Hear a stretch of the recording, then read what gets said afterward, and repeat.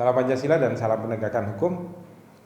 Tentang penetapan klien kami sebagai tersangka oleh BP POM yang kemudian kami ajukan pra peradilan, pada hari ini tadi sudah diputus dengan nomor perkara 4-Pit-Pra-2020-PN Semarang, di mana Hakim Tunggal pada Pengadilan Negeri Semarang menyatakan di dalam amar putusannya bahwa penetapan tersangka yang dilakukan oleh BP POM atau termohon tidak sah dan bertentangan dengan peraturan perundang-undangan, khususnya KUHP pasal 1 angka 14 tentang syarat minimal 2 alat bukti. Tetapi yang cukup aneh bagi kami adalah mengenai tidak diterimanya permohonan tentang tidak sahnya penggeledahan dan penyitaan. Karena di dalam KUHP diatur bahwa penggeledahan dan penyitaan itu wajib ditandatangani oleh 2 orang saksi warga dan Pak RT atau Pak RW atau kepala desa dan lain sebagainya. Minimal adalah 2 orang warga kalau yang punya rumah menyetujui, dan ditambah Pak RT kalau ternyata yang punya rumah tidak menyetujui.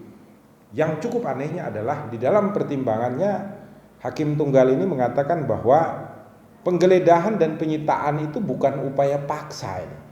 Padahal secara tegas dan jelas ketentuan pasal 77 KUHP itu kemudian diperbaharui oleh Mahkamah Konstitusi dengan putusannya yang menyatakan bahwa ketentuan di dalam pasal 77 KUHP itu tidak berkekuatan hukum apabila tidak ditambahkan dengan 3 upaya paksa yang lain, yaitu adalah mengenai penggeledahan, penyitaan, dan penetapan tersangka. Maka Rumah Pancasila dan Klinik Hukum saat ini sedang mencari langkah hukum lain untuk mengajukan kembali gugatan pra peradilan terhadap BP POM, khususnya mengenai penggeledahan dan penyitaan. Supaya apa? Supaya ke depan semua aparatur hukum menjadi taat terhadap ketentuan KUHP. Kenapa demikian? Anda bisa bayangkan kalau rumah saya digrebek, digeledah oleh umpamanya oknum-oknum kepolisian atau oknum BP POM atau oknum apa saja. Kemudian mereka datang menggeledah, saksinya dari mereka sendiri 2 orang. Mereka bisa bawa narkoba taruh di rumah saya, bisa bawa obat-obatan yang ilegal taruh di rumah saya baru menyatakan itu milik saya dan lain sebagainya.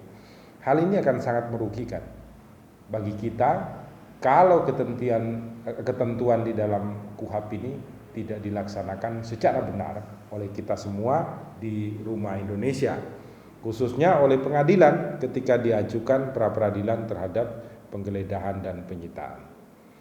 Doakan Rumah Pancasila untuk mampu mewujudkan keadilan yang baik bagi kita semua di dalam ranah hukum di Indonesia. Salam Pancasila dan salam penegakan hukum. Pancasila.